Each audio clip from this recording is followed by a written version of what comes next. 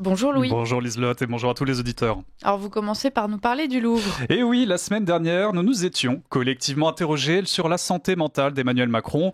Une question qui désormais n'est plus taboue, même dans les grands médias. Mais ce week-end, on a eu droit à une nouvelle démonstration où l'incompétence se mêle cette fois à la folie.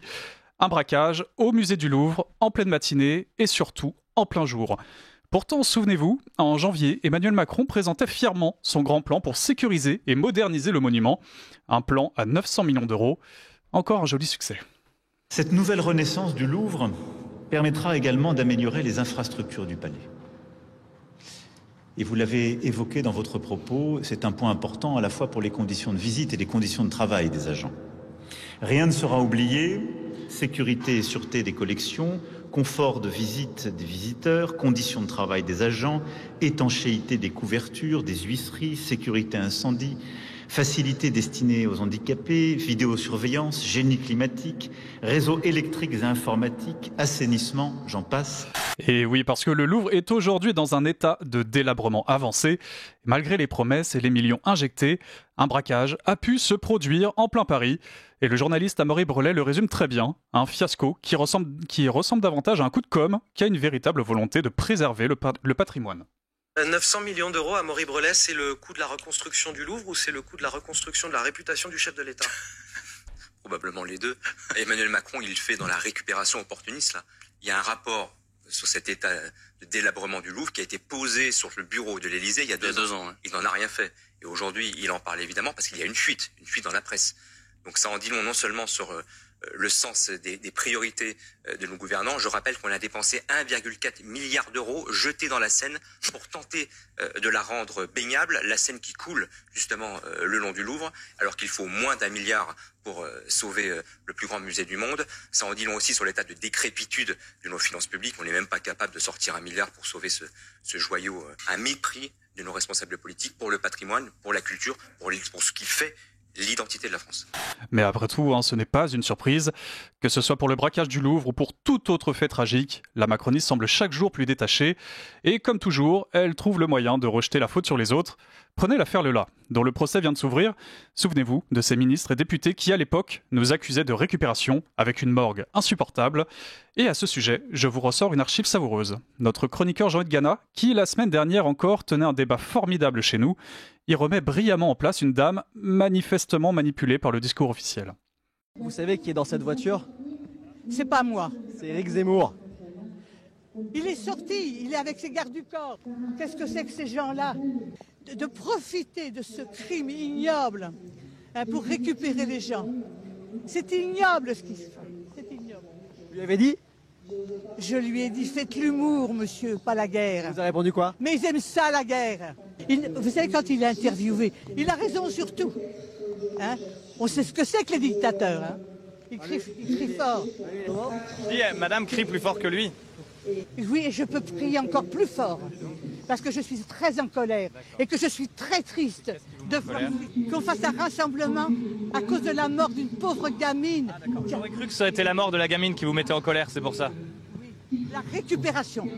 Je me réjouis que la démographie soit pour nous et pas pour vous, c'est tout.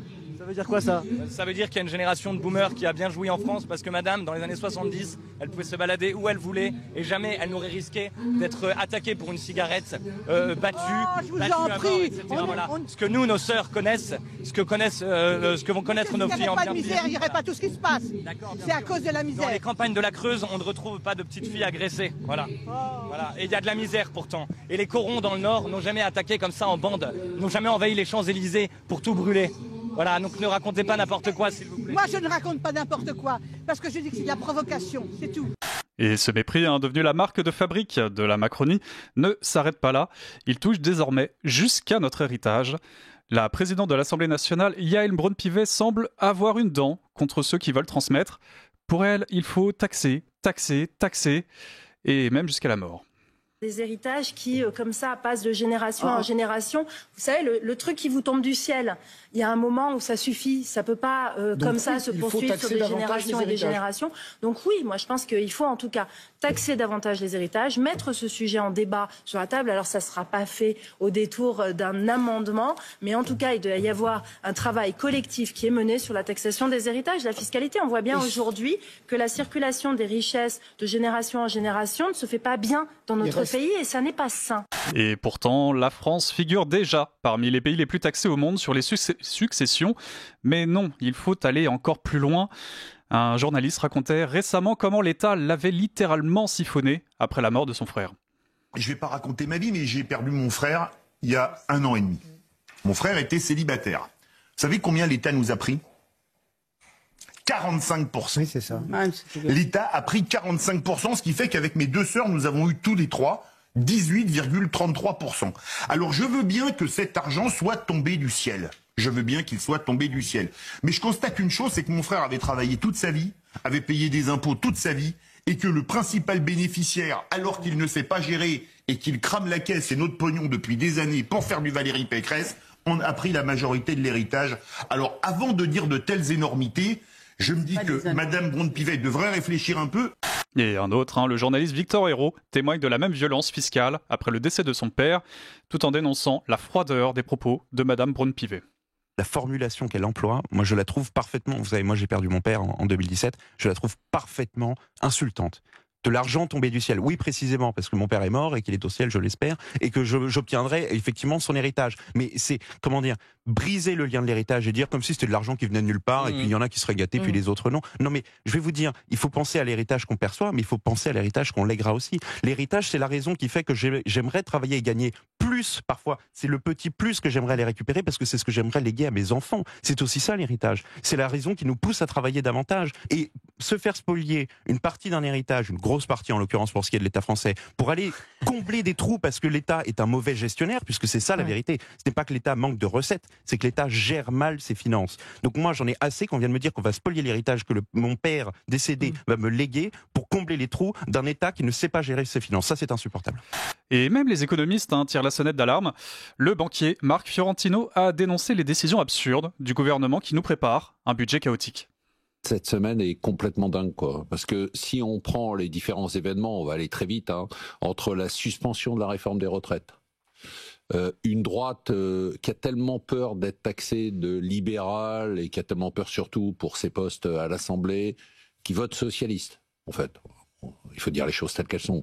Et ensuite, la sortie hallucinante de la présidente de l'Assemblée nationale, qui nous explique que l'héritage, c'est un truc qui tombe du ciel et qu'il faut le taxer parce que maintenant ça suffit, qui ne se rend même pas compte que ce qu'elle est en train de défendre, c'est une des 10 mesures proposées par Karl Marx dans le manifeste du Parti communiste. Et dans l'émission Restons Courtois, sur Radio Courtoisie bien sûr, notre chroniqueur Arthur de Vatrigan a révélé les mesures absolument infâmes prévues dans le prochain budget au prix d'une fausse suspension de la réforme des retraites. Je vous donne un exemple qui m'a profondément choqué et le seul avec qui j'étais d'accord c'est Jean-Luc Mélenchon. C'est vous dire. Il y a, dans tout le réforme de budget qu'ils font, ils vont, dans leur projet de budget, ils vont aller chercher du pognon partout.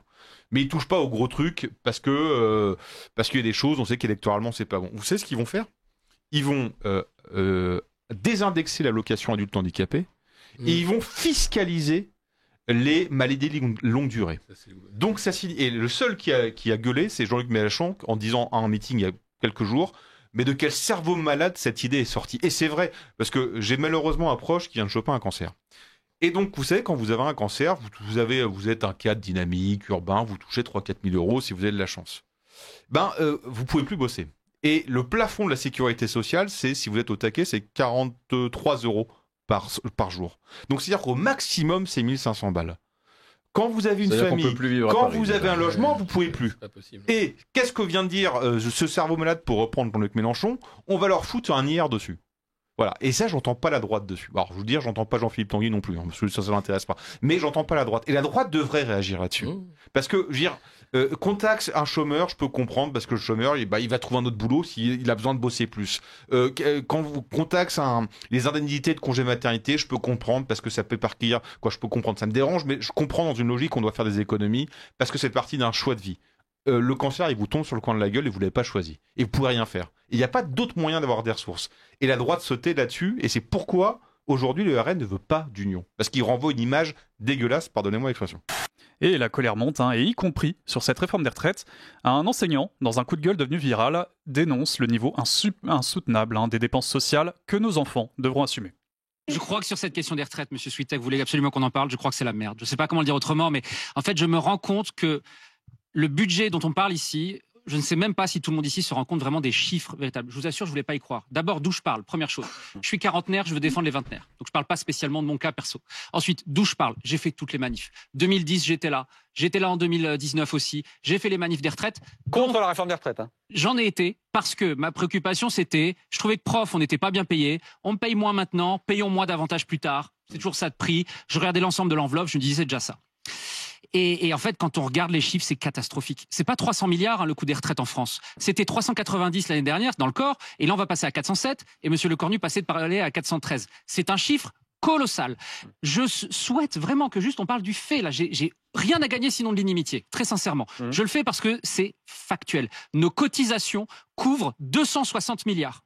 On a l'impression que sur la ligne de notre fiche de paye, quand il y a marqué cotisation retraite, on peut financer notre système de solidarité. C'est faux. Et il poursuit en expliquant comment le financement des retraites se fait désormais au détriment des plus jeunes. Je me souviens, en 2022, vous aviez voté un budget où tout d'un coup on apprend 10 milliards d'augmentation pour l'éducation nationale. Mazel tov. Jackpot. 500 millions pour les augmentations des profs. 5% qui allaient aux profs. Pourquoi ? Parce qu'en fait, sur ces 10 milliards qui sont allés à l'école, tout est parti dans le budget des retraites parce qu'on n'a pas assez de jeunes. Alors, on va dans le mur parce que fondamentalement, la solution, c'est que... Ce qu'on est en train de nous dire ce soir, c'est qu'on pourrait suspendre, je mets vraiment pourrait suspendre, ce qui ne va pas améliorer en quoi que ce soit l'état des finances. Désole, parce qu'on ne fait pas parler les enfants et on ne fait pas parler ceux qui ne sont pas encore nés, qui vont en fait payer l'addition. Et face à ce désastre économique, que fait la Macronie ? Eh bien, elle s'abrite derrière des figures prestigieuses, comme un prix Nobel français, présenté comme un expert incontestable, qui continue de soutenir aveuglément la politique d'Emmanuel Macron, tout en attaquant le RN avec le zèle d'un député Renaissance. La question de l'instabilité, de l'incertitude, de la montée des extrêmes. Absolument. Je voudrais que vous écoutiez, puisque vous l'avez mentionné, je ne veux pas que le RN Philippe. prenne le pouvoir en France. Voilà, c'est très clair. Je ne veux pas du RN. Je ne leur fais pas confiance. Je ne fais pas confiance à ces gens-là pour gérer la France. Voilà.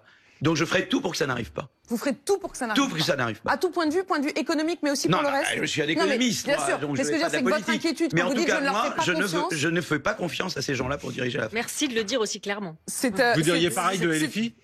Et LFI, pareil. Mais ce système se protège, bien sûr. Il ne recule devant rien pour éviter la censure.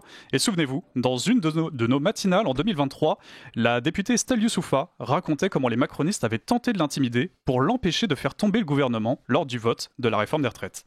Je représente la première circonscription de Mayotte. Vous connaissez la gravité de la situation au niveau de la sécurité et de l'immigration clandestine. On n'a pas souvent la presse a sorti l'opération de destruction des bidonvilles qui est en préparation, que je soutiens.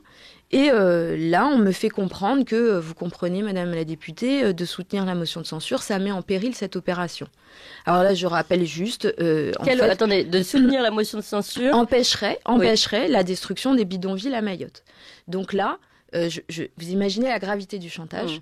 Et je souligne que ce ne sont pas des membres du gouvernement, mais des personnes très bien intentionnées, très proches du pouvoir, qui font passer les messages. Et quand ils ne peuvent pas intimider, ils manipulent. Ils se permettent de menacer ou d'impressionner pour éviter toute censure et faire preuve d'une hypocrisie rare, notamment sur les questions migratoires, qu'ils prétendent combattre, alors qu'en réalité, ils n'ont rien à envier à l'extrême gauche. Nouvel exemple avec cette archive de Yael Braun-Pivet. Nous n'avons pas à nous protéger des migrants. Les migrants ne nous mettent pas en danger. Voilà, moi je suis à titre personnel issue de l'immigration à 2 générations. Et donc voilà, L'immigration, ça permet aussi, c'est l'excellence républicaine. Moi, j'ai été dans des lycées publics et ça permet de présider la commission des lois. Donc, il y a l'immigration, c'est aussi quelque chose de très beau. Ça permet de mixer les cultures, d'avoir une ouverture sur le monde, mais aussi d'avoir des gens qui aiment la France de façon très profonde. Et enfin, quand tout cela ne suffit plus, on fait taire ce qui dérange.